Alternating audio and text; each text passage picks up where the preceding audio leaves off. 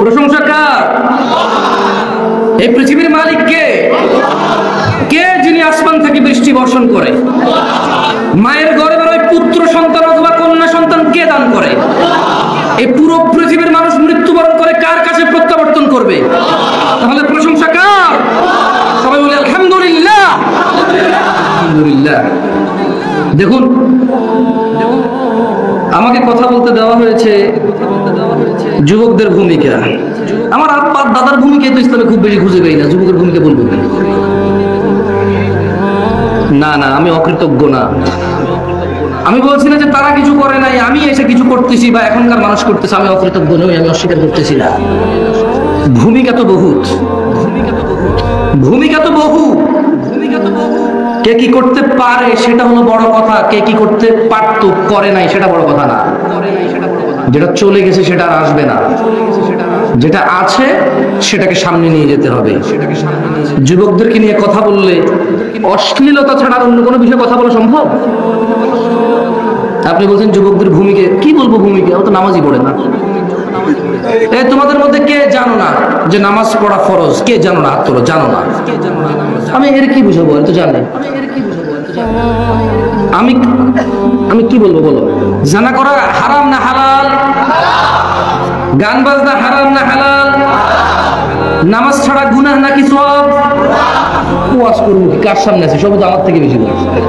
এমন কি আছে যেটা আমি জামশেদ মজুমদার বলবো যেটা 1450 বছর থেকে কোনো হুজুর বলে নাই?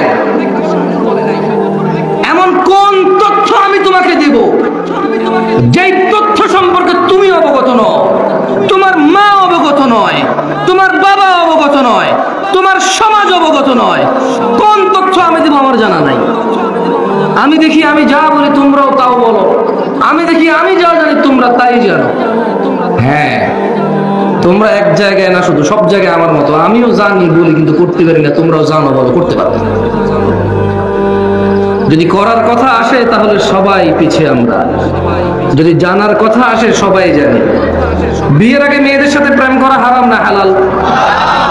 জানা না স্বর্গ থেকে আসা কোনো সম্পর্ক? এটা একটু আসতে গেছে সবাই।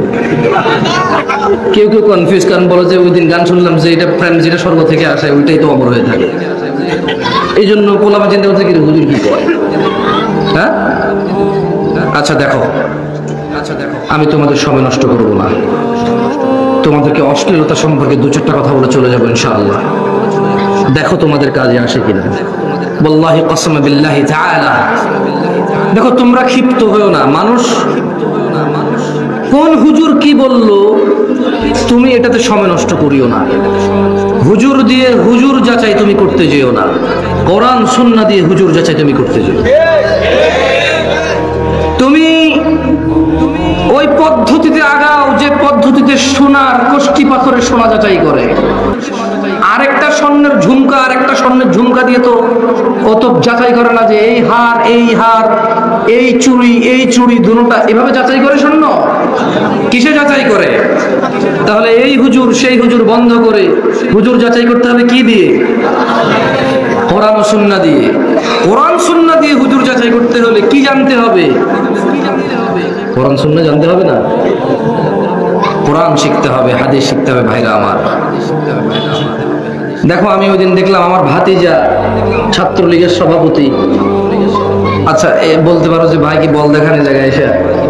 আরে না, ওর কথা বলতেছি কেন রিজন আছে। ও আমাকে একটা ভিডিও পাঠাইলো, পাঠায় আমাকে বললো যে রে দেখ তো কি বলে, তুই তো এমনি নামাজ পড়স, তোর তো হাফ লেডিস কইছে।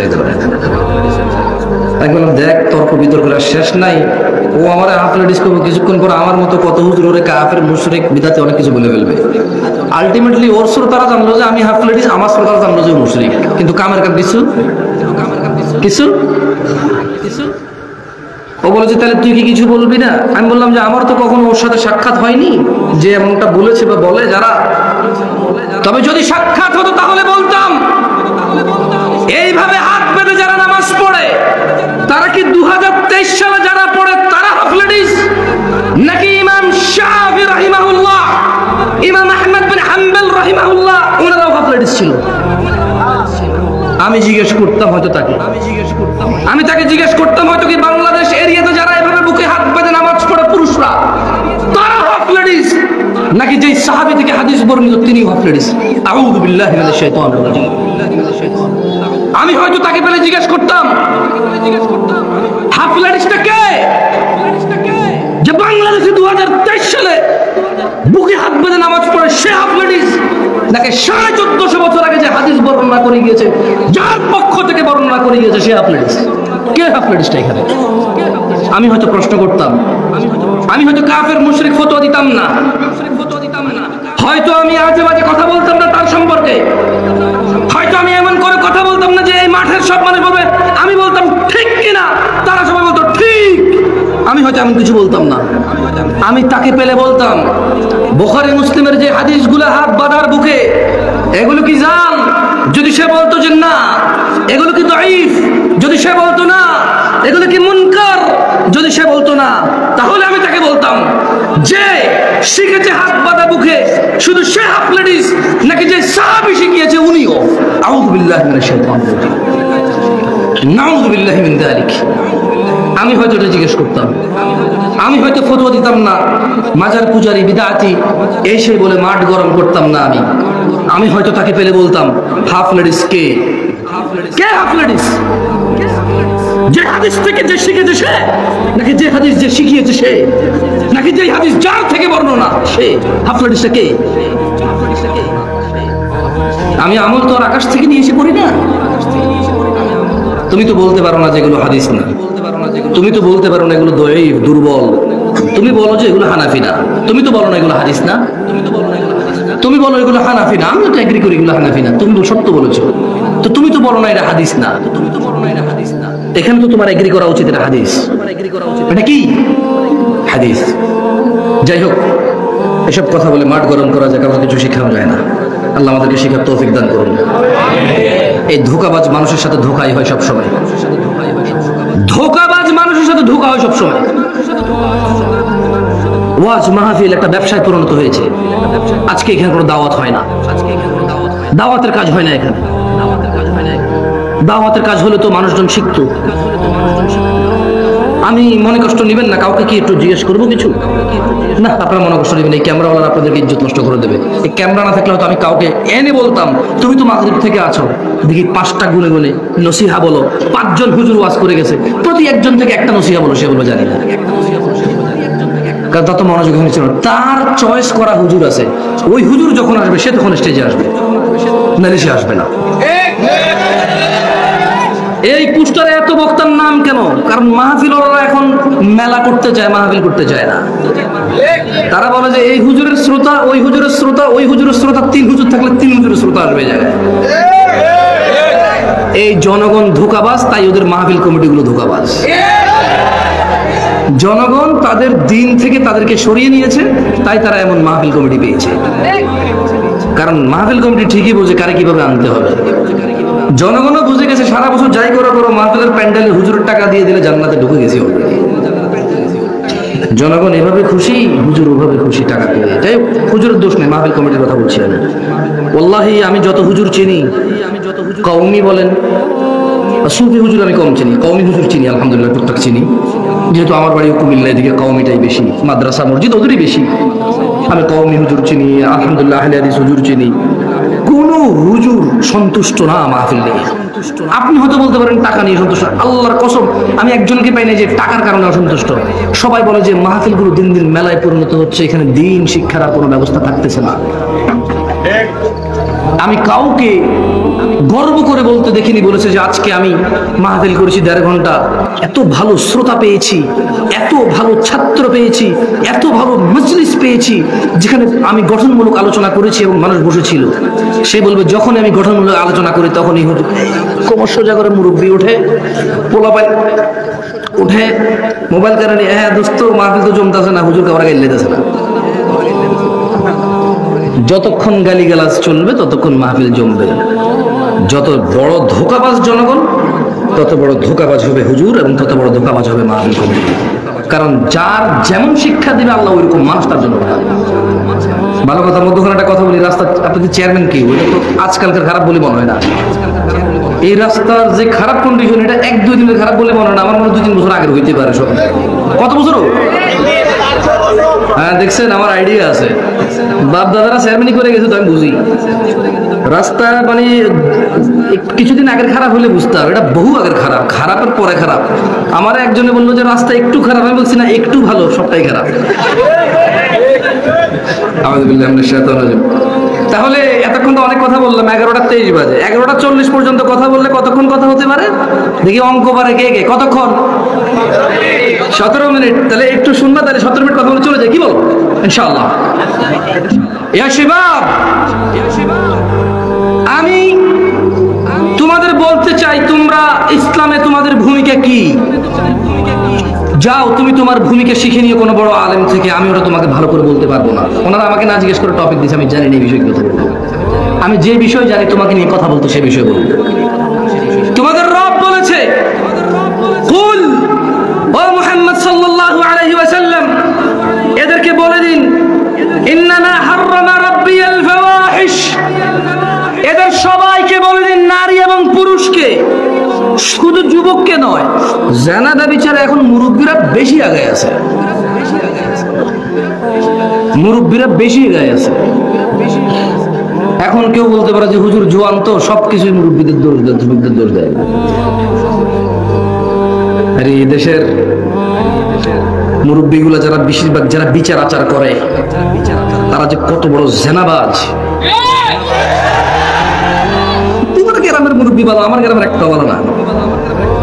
তোমারে কইতেছি না, আমারে কইতেছি, আমারে। যদি বলো যে প্রুফ করো, প্রমাণ করো, প্রমাণ তো আমি এত তোমার কাগজ কলম দিতে পারবো না। তবে আমনে শুনছেন নি? শুনছি। আমনে আসলে জানেন? জানি। কারণ গ্রামের মানুষ সহজ সরল হয়, মুরব্বী মানে এই মুরব্বীরা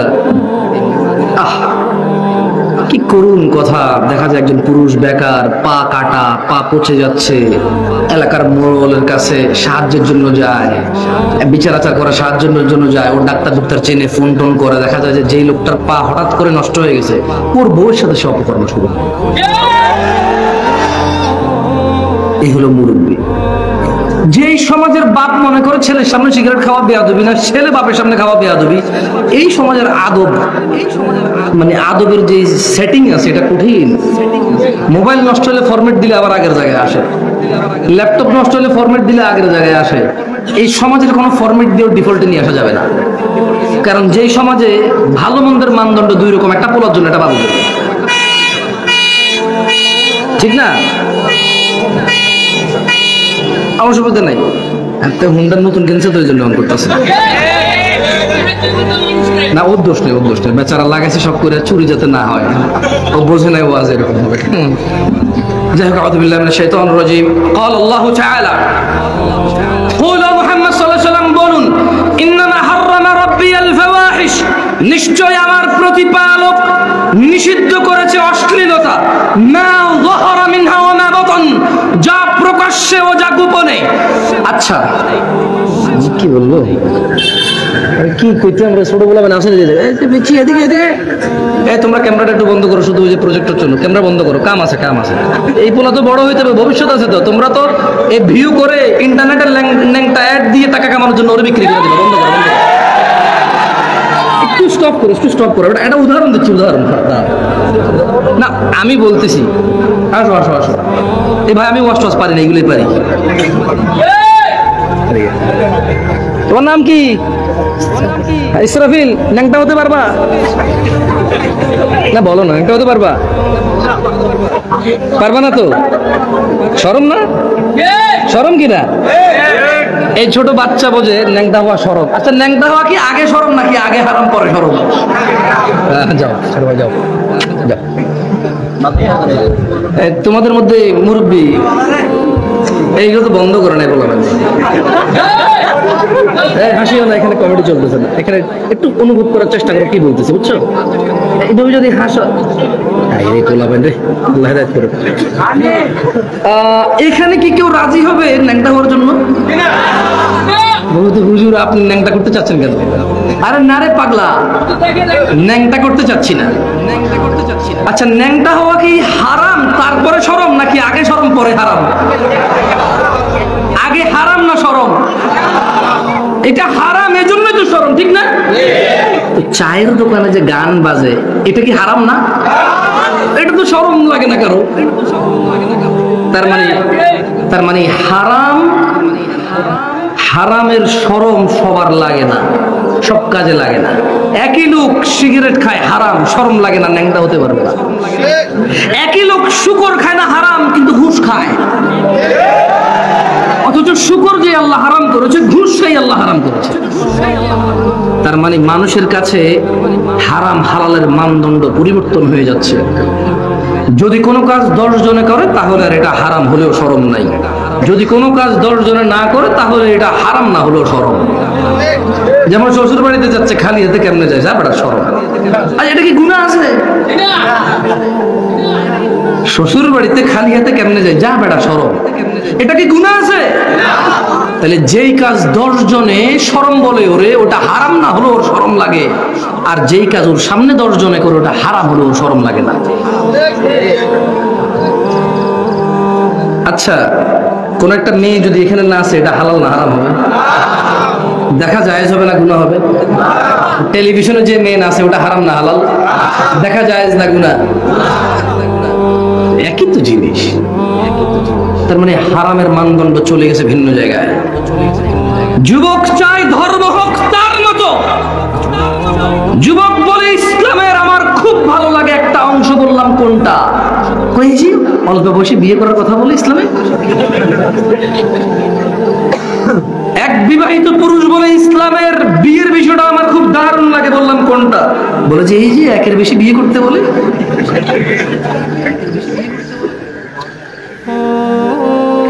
ছেলে যখন ছেলে থাকে তখন সে বাপ মায়ের সাথে অন্যায় করে বৃদ্ধ হয়ে বলে ইসলামের এটাই তো আমার ভালো লাগে, কোনটা? বলে যে আল্লাহ বলেছে আল্লাহর সন্তুষ্টি পিতামাতার সন্তুষ্টি, পিতামাতার অসন্তুষ্টি আল্লাহর সন্তুষ্টি। কিন্তু ছেলে থাকা অবস্থায় এই আয়াত ওর ভালো লাগে না, এই হাদিস ওর ভালো লাগে না। বাপ হলে ওর ভালো লাগে। গরিব লোক বলে ইসলামের এটাই তো আমার সুন্দর লাগে, কোনটা?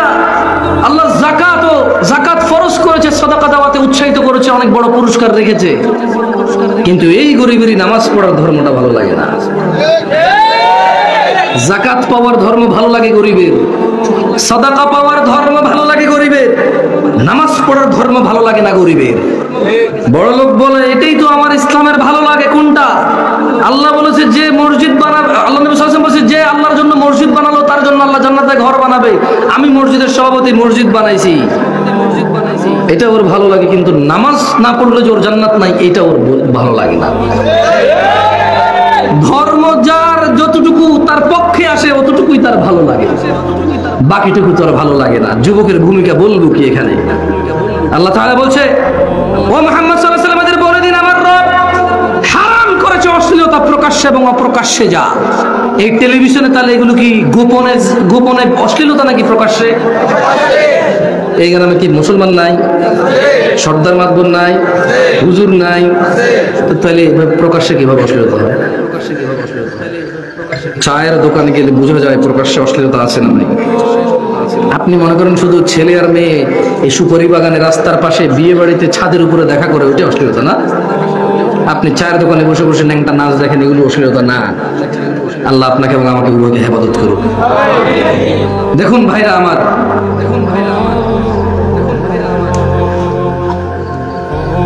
যুবকদের একটাই প্রবলেম, এটা হচ্ছে কি আলিফ বাতাও পারে না, ওয়াল্লাহ পারে না। এই ক্যামেরাগুলো না থাকলে আমি এখন না হয় তোমাদেরকে প্রমাণ করে দিতাম। যদি আমি এখন বলি যে 20 জন সাহাবীর নাম পারে, আচ্ছা 10 জন সাহাবীর নাম পারে, এরকম যুবকরা এদিকে আসো, কয়জন আসতে পারবে? আপনি বলবেন যে এইগুলোই কি আপনার ওয়াজ? আরে ভাই, ধর্ম জানি কিভাবে তাহলে? এই 5 জন ফুটবলের নাম বলো তো তুমি। তুমি হ্যাঁ জার্সি তুমি, আরে বলো না, আরে বলো না, ওদিকে ক্যামেরা করে না করে দিন। তুমি ক্যামেরায় আছো, তোমার প্রবলেম, পোলাপান তোমার বিক্রি করে দেবে, ন্যাংটা অ্যাডভার্টাইজ দিয়ে তোমাকে বিক্রি করে টাকা আমার বলছে আই এম এ ফ্রিল্যান্সার। যারা বুঝছে তারা ঠিক কইছে, বাকিরা বোঝে না। তুমি দাঁড়াও, ওদিকে কেউ ক্যামেরা করিও না, খবরদার, কেউ মোবাইল নেবে না ওদিকে। 5 জন ক্রিকেটারের নাম বলো। আরে বলো, লজ্জা পাচ্ছ কেন? তুমি একটা উদাহরণ হও এই এলাকার জন্য। আরে ভাই ওরে বলতে দেন না রে ভাই। হ্যাঁ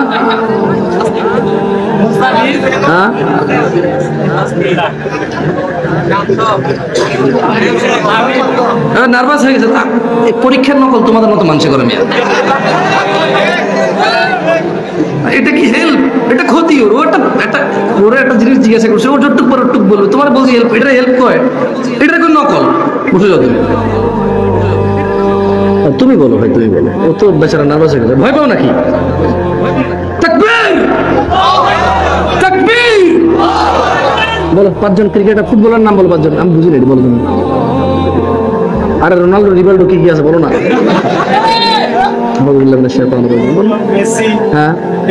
হ্যাঁ, পাচ্ছে না। আরো বলো, আরো দেখতে পারবো তুমি, আমি যাইতে পারবো। হ্যাঁ, তারপরে তার মানে একটা ছেলে ফুটবল খেলা দেখে ফুটবল প্লেয়ারের নাম জানে, রাইট? জানে কিনা? একটা ছেলে সিনেমা দেখে ও সিনেমার নায়ক নায়িকার নাম জানে কিনা?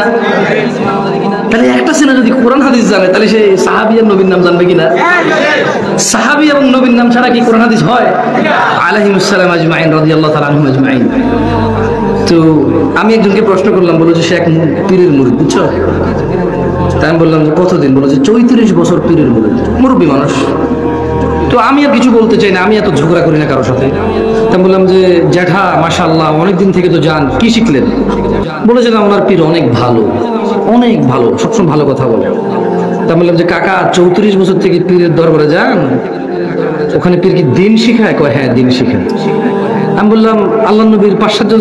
ও আসলে এই প্রশ্নটা কোথা থেকে আসছে বুঝছেন? আমার ওই 2015 সালে এই ঘটনার পর থেকে আর কি মাঝে মধ্যে আমি এটা বলি। তো ওটা আমার কেউ শিখিয়ে দেয় না। হঠাৎ করে ওনাকে বললাম যে কাকা 5-6 জন সাহাবীর নাম বলেন তো দেখি। তো উনি বলতে পারেননি। মানে আমি ওনাকে বলতে চাইছি যে আপনার পীর নিয়ে আমি কিছু বলবো না, তবে আপনি যে দিন শিখেন না এটা সঠিক। আপনি কি শিখেন এটা আপনি জানেন, তবে দিন শিখেন না। বললো যে কিভাবে? আমি বললাম যে 5 জন নবীর নাম বলেন না। তো উনি 5 জন নবীর মধ্যে মুহাম্মদ সাল্লাল্লাহু আলাইহি ওয়াসাল্লামের নাম তো অবশ্যই জানবে, ইব্রাহিম আলাইহিস সালামের নাম জানবে, আদম আলাইহিস সালামের নাম, এগুলো তো সহজ। মুসা আলাইহিস সালাম, মুসা কালিমুল্লাহ, ওনার অনেক ইতিহাস আমাদের ওয়াজ মাহফিলে আসে। ঈসা ইবনে মারইয়াম, ওনার অনেক ইতিহাস আমাদের ওয়াজ মাহফিলে আসে, ঠিক না? অন্যান্য নবীদের, ইউসুফ আলাইহিস সালামের প্রচুর স্টোরিজ আমাদের ওয়াজ মাহফিলগুলোতে আসে। তো আমি বলছি উনি তো পারবে। তো যে উনি হয়তো পারতো, কিন্তু উনি বলতে পারে নাই তখন। হয়তো উনি পারে, কিন্তু হয়তো উনি ম্যাচ করতে মিলে আনতে পারে নাই। তা বললাম যে 5-7 জন সাহাবীর নাম। তো উনি বলে যে আমাদের এলাকায় বললো যে তুই এত কথা জিজ্ঞেস করলে কিতে কবি এটা কো। আমাকে এভাবে বললো যে এত কথা কিনলে তুই কিতে কতিসাস হিডা কো। তা বলে না যেটা আমি বলতে চাচ্ছিলাম যে আপনি যদি কোরআন মানে ইসলাম শিখতেন, ইসলাম তো সাহাবী ছাড়া হবে না। সাহাবী থেকে রাসূল পর্যন্ত যাবে, রাসূল থেকে আল্লাহ পর্যন্ত যাবে। ইসলাম তো এরকম। তো আজকে আমরা সবাই বলি যে আমরা কি, আমরা দিন শিখি, আমরা ওয়াজ মাহফিল এসে অনেক কিছু শিখি, কিন্তু আমাদের মধ্যে আমরা অনেকেই সাহাবীদের নাম জানি না, নবী রাসূলদের নাম জানি না আলাইহিস সালাম আজমাইন। দেখুন দিনী ভাইয়েরা, আল্লাহ সুবহানাহু ওয়া তাআলা কোরআন কারিমে বলছে আপনারা অশ্লীলতার দিকে যায়েন না যারা যুবক আছেন। আমি আসলে আপনাদেরকে ওয়াজ করতে একটু কনফিউজ থাকি, কারণ আমি আপনাদের বলবো সুদ খায়েন না, আপনি নামাজ পড়েন না, লাভ নাই বইলা। আমি আপনাদের বলবো যে বাপ মার সাথে ভালো ব্যবহার করেন, আপনি নামাজ পড়েন না, লাভ নাই বইলা। আমার কাছে পৃথিবীতে আপনি যদি বলেন যে জামশেদ ভাই আপনার কাছে পৃথিবীতে কোন ওয়াজ সবচেয়ে ভালো লাগে, ওয়াল্লাহি কাসামা বিল্লাহি তাআলা, আমি আল্লাহ শপথ করে বলছি আমার কাছে নামাজের চাইতে প্রিয় ওয়াজ আর নাই। আমি মাঝে মধ্যে ছোট মাথায় চিন্তা করি, যদি এদেশের সব হুজুর এক সিজনে শুধু নামাজ নিয়ে ওয়াজ করে, আগামী 50 বছর, যেহেতু সিজনাল ওয়াজ, এটা তো মনে করেন যে মৌসুমী ওয়াজ, এদেশের দিন প্রচার হয় কি, এদেশের মুসলমান দিন প্রচার আল্লাহ তাআলা ফরজ করছে প্রতিদিন দিন প্রচার, দিন শিখা, আর এদেশের মানুষ করছে শীতকালে ফরজ। তো এখানে সবকিছু পরিবর্তিত। এই দেশের মাটিতে কোনো কিছু মানে ঠিকঠাক নাই। আমিও নিজেও ঠিকঠাক নাই, কিন্তু কারণ আমিও দেশের মানুষ। প্রতিদিন কোরআন পড়বে মানুষ, কোরআন শিখবে মানুষ, কিন্তু মানুষ শীতকালে কোরআন শেখে, তাও শেখে না এখন এসে মানে গল্প গুজব হ্যান ত্যান এগুলো বকিচকি বলে, বুঝছেন? তো আমি চিন্তা করতাম যদি 50 বছর হুজুররা যদি শুধু তাওহীদ লা ইলাহা ইল্লাল্লাহ ওয়া আন্না মুহাম্মাদান আবদুল্লাহি ওয়া রাসূলুহু, যদি এটার ওয়াজ করে আর সালাতের ওয়াজ করে, তাও যে ড্যামারে যাচ্ছে কিচ্ছা কাহিনী বইলা 50 বছর লেগে যাবে আগামী প্রজন্মকে বুঝাইতে যে নামাজ কত গুরুত্বপূর্ণ। বুঝছেন? আমার কাছে এটা মনে হয় আর কি। তো এই জন্য আমি যুবকদেরকে বলবো যে তোমরা প্রথমে সবার আগে নামাজটা পড়ো। নামাজ কয় রাকাত ফরজ? কয় রাকাত ফরজ? যদি কোনো মানুষ 70 রাকাত নামাজ না পড়ে তাহলে কি সে গুনাহ করলো না কুফরি করলো? যদি কোনো মানুষ 17 রাকাত নামাজ না পড়ে তাহলে কি সে গুনাহ করলো না কুফরি করলো? সবাই বলবেন, যারা জানেন। আপনি তো জরুরি না কুফরি বলা, আপনি গুনাহ বলতে পারেন, আপনি কোনোটাও না বলতে পারেন, কিন্তু বলবেন যদি কোনো মানুষ 17 রাকাত নামাজ না পড়ে সে কি গুনাহ করলো না কুফরি করলো? যে কুফরি করে সে কি গুনাহগার না কাফের? কাফের গুনাহগার। আমি ফতোয়া দিছি, তোমরা দিছো ফতোয়া, আমার দোষ নেই। আমি ফতোয়া দিছি। যদি কোনো মানুষ নামাজ না পড়ে সে কি মুশরিক না গুনাহগার? যদি কোনো মানুষ নামাজ না পড়ে সে কি মুশরিক না গুনাহগার? হ্যাঁ, একটা হাদিসে আসছে যে নামাজ ত্যাগ করলো ফাকাদ আশরাকা, সে শিরিক করলো। তোমরা মনে করো মূর্তি বানায় খালি ওটার মধ্যে সিজদা দিলে শিরিক হয়। দেখো, আমি ফটো দিতে পারবো না, আমি কাউকে মুশরিক বলতে পারবো না, ওই হাদিস আমারও বুঝে আসে না। আমি বড় বড় আলেম ওলামারা জিজ্ঞেস করছি, ওরা বলে যে না, এইভাবে না, এইভাবে ডিরেক্ট না, তবে নিয়মিত ছেড়ে দিলে, জেনে শুনে ছেড়ে দিলে। নামাজ পড়া ফরজ কে কে জানে? হাত তোলো তো। জানো সবাই? কি কয়? ও আল্লাহ, নামাজ পড়া কি সবাই জানে? এবারে শেখে যে বলছে যদি জেনে শুনে ছাড়ে তাইলে হিসাব আলাদা, না জেনে ছাড়লে হিসাব আলাদা। ইয়া শেখ, এদেরকে দেখেন এরা সবাই জেনে শুনে ছাড়ে। এদের ফতোয়া ভিন্ন হবে, আল্লাহ আমাদেরকে ক্ষমা করুন। দিনী ভাইরা, 5 ওয়াক্ত নামাজ কে কে পড়বেন একটু হাত তোলেন তো। জামশেদ মজুমদার বলছে এই জন্য নাকি আল্লাহ বলছে নামাজ এই জন্য পড়বেন? এই ওয়াজে শুনছেন তাই নাকি আল্লাহ ফরজ করছে? নামাজ এই জন্য পড়বেন কারণ এটা খুব ভালো কাজ, নাকি এটা ছাড়া মুসলমান থাকা যায় না? বসেন। আচ্ছা, আপনি আমার বাড়িতে আসছেন, আপনাকে আমি ডাইল ভাত খাওয়াইলাম, এটা কি অস্বাভাবিক খানা নাকি স্বাভাবিক খানা? আপনার খিদা লাগছে, আপনি খাইছেন, এটা স্বাভাবিক না অস্বাভাবিক? এই দেশে কিছু মানুষ মনে করে নামাজ পড়ি আমি অনেক ভালো মানুষ। এটা তো তোমার বেসিক নিয়া, এটা ছাড়া কি মুসলমান থাকে নাকি মানুষ? না, এখন বলবে যে আমি মনে করছি নামাজ পড়া ভালো না। না, আমি তোমাকে বলছি এত খুশি হওয়ার কিছু নাই। নামাজ পড়া তো এটা যে কি, এটা তো হলো যে মানে ওই যে অ্যাটেন্ডেন্স। কি একজন মানুষ মুসলমানের এটার অ্যাটেন্ডেন্স কি? একজন মানুষ মুসলমান এটার অ্যাটেন্ডেন্স কি? একজন মানুষ মুসলমান এটার হাজিরা কি?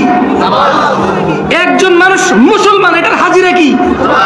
তাহলে যে লোক নামাজ পড়লো সে হাজিরা দিল, তার ডিউটি করলো। সে যে ইসলামে ভর্তি হলো আশহাদু আল্লা ইলাহা ইল্লাল্লাহ বলে, ওয়া আশহাদু আন্না মুহাম্মাদান আবদুল্লাহি ওয়া রাসূলুহু বলে, সে যে বললো আমি সাক্ষী দিচ্ছি আল্লাহ ছাড়া মাবুদ নেই, আল্লাহ নবী মুহাম্মদ সাল্লাল্লাহু আলাইহি ওয়াসাল্লাম ওনার বান্দা এবং রাসূল, সে ভর্তি হয়েছে কিনা ইসলামে ভর্তি হয়েছে কিনা? এখন তার ক্লাস, ডেইলি ক্লাস হচ্ছে সে নামাজে আসা মানে অ্যাটেন্ডেন্স দিয়ে যাও যে হ্যাঁ লাব্বাইক, আমি যে সাক্ষী দিছি আল্লাহ ছাড়া মাবুদ নেই, এটা আমি আজকে হাজিরা দিছি। যেই লোকটা নামাজে হাজিরা দেয় নাই, ওই যে সে বলছে আল্লাহ ছাড়া মাবুদ নেই, আল্লাহ নবী সাল্লাল্লাহু আলাইহি ওয়াসাল্লাম আল্লাহ নবী আল্লাহর রাসূল ও বান্দা, সে ওই সাক্ষীর বাস্তবায়ন করলো না, সে ওই সাক্ষীর কি করলো না। একটা লোক যদি কোনো কোম্পানিতে চাকরি নেয় আর যদি সে কোম্পানিতে ডিউটিতে না যায়, তার কি বেতন হবে? একদিন গেল না, 2 দিন গেল না, 5 দিন গেল না, তার কি বেতন হবে? চাকরি থাকবে? সামান্য একটা জিনিস, যদি একটা মানুষ একটা কোম্পানিতে চাকরিতে যাওয়ার পরে যদি রেগুলার চাকরিতে ডিউটি মিস করে, তার তো বেতন হবে না, তার চাকরি পর্যন্ত চলে যাবে। তাহলে একজন মানুষ যখন সাক্ষী দিয়ে ইসলামে আসে যে আল্লাহ ছাড়া মাবুদ নাই, আর যখন ওই আল্লাহ সালাতকে ফরজ করে, অনিবার্য করে, দিনে 5 বার করে, সে যদি এটা থেকে বিরত থাকে, তাহলে তার কিভাবে ঈমান থাকে? একটা কোম্পানির যদি চাকরি না থাকে, মানুষের ঈমান কিভাবে থাকে ওই কোম্পানির? আল্লাহ তাআলা আমাদেরকে বুঝার তৌফিক দান করুন। যুবকরা, তোমরা বেশি বেশি ফেসবুকে মেয়েদেরকে ধর্ম শিখাও। কেমন? আরে কি বলো, পাগল লাগে? ফজরে জাগাবো না ওদেরকে? কারা কারা মেয়েদেরকে ফজরে জাগায় ভালো কাজটা করো, হাত তোলো।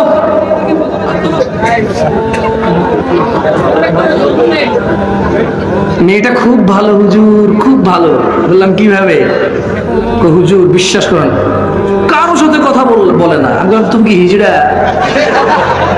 কারোর মধ্যে কি তুমি পড়ো না? তুমি ওর আব্বা, ওর খালু, সরি ওর তুমি মামা, ওর তুমি চাচা, ওর তুমি ভাতিজা, ভাইগনা? না হুজুর না। তো কারোর সাথে কথা বলো, তুমি কি? তুমি কি ওই কারোর মধ্যে না? যাই দেখো আরেকটা সীমা আরেকজনের সাথে কথা বলে, ওইখানে তুমি কারো। ওই ছেলে যখন বলে কারোর সাথে কথা বলো না, কারণ ওই কারোটা তুমি থাকো। মেয়ে বলে যে এই ছেলেটা খুব ভালো, ওকে বিয়ে করতে বলে ঠিক হইতো। তো কি হয়েছে? হুজুর, আমার আব্বা আম্মা আমার বিয়ে ঠিক করেছে, আমার বাপ মা ধর্ম বোঝে না, আমি চাই দিনদার ছেলের সাথে বিয়ে ঠিক করতে, ওরা ধর্ম বোঝে না, আমার বিয়ে একটা ছেলের সাথে ঠিক করছে, ওর দাড়ি নাই। বললাম যে তো দিনদার আপনার পছন্দ কেউ আছে? বলে যে আমি এমনি কথা হয় না, একটা ছেলের সাথে মেসেঞ্জারে মেসেজ করি, ওই ছেলেটা খুব ভালো। মনে রাখবা বোন আমার, যেই ছেলেরে বুঝে গেছো তুমি ভালো, ওই ছেলে আর ভালো না। কারণ একটু বুঝতে পারছো যে সে ভালো, তার মানে এতটা ঘনিষ্ঠ হইতে পারছো, তোমার সাথে সে এতটা ক্লোজে আসছে যে তুমি বুঝতে পারছো সে ভালো, ও ভালো না। ছোট ভাই আমার, যে মেয়েটার সাথে তোমার পরিচয় হয়ে গেছে বিয়ের আগে, এবং তুমি গভীরভাবে বুঝতে পারছো মেয়েটা ভালো, এটা ভালো না। কারণ তুমি এতটুকু অবজার্ভ করতে পারছো, সে তোমার এতটুকু অবজার্ভের সুযোগ দিছে যে তুমি বুঝতে পারছো সে ভালো, সে ভালো। একদম সেম মেয়েকেও বলতে চাই, বোনকেও বলতে চাই, যে ছেলে তোমাকে সুযোগ দিছে বুঝার যে আমি ভালো, আর তোমাকে অবজার্ভ করার সুযোগ দিছে, ওই ছেলে ভালো না। আল্লাহ আমাদেরকে বুঝার তৌফিক দান করুন। গান বাজনা অশ্লীলতার মধ্যে পড়ে, নাচ নাটক সিনেমা, এগুলা আমরা এগুলো বেশি বেশি দেখবো। আজকে থেকে প্রতিজ্ঞা করলাম, ডেইলি আর 3 ঘন্টা বাড়ায় সিনেমা নাটক দেখাবে নাকি? আরে কি হয়েছে, আমরা শেষ নবীর উম্মত, জান্নাত তোমাদের আছে, কি বলো? আমরা শেষ নবীর উম্মত না? আমাদের জান্নাত আছে না? যা খুশি তা করি। সামান্য একটা বাপের কথা মতো বিয়ে করে না, তুই আমার বলা না যাবাক, বুঝি আল্লাহ নবী সাল্লাল্লাহু আলাইহি ওয়াসাল্লামের কথা মতো আমরা চলবো না, আর তিনি বুঝি আমাদেরকে উম্মত হিসেবে স্বীকৃতি দিবে, এটা হবে? আল্লাহ তাআলা কি হারাম করেছে? অশ্লীলতা। কি? প্রকাশ্যে এবং আল্লাহ তাআলা আমাদের প্রকাশ্য অপরাধকে ক্ষমা করুন এবং গোপনে অপরাধকে ক্ষমা করুন। ওয়া আখির দাওয়ানা আলহামদুলিল্লাহি রাব্বিল আলামিন। আসসালামু আলাইকুম ওয়া রাহমাতুল্লাহি ওয়া বারাকাতুহু। সুবহানাকাল্লাহুম্মা ওয়া বিহামদিকা আশহাদু আল্লা ইলাহা ইল্লা আনতা আস্তাগফিরুকা ওয়া আতুবু ইলাইক। শেষ বাংলাদেশ। আসসালামু আলাইকুম। আসসালাম।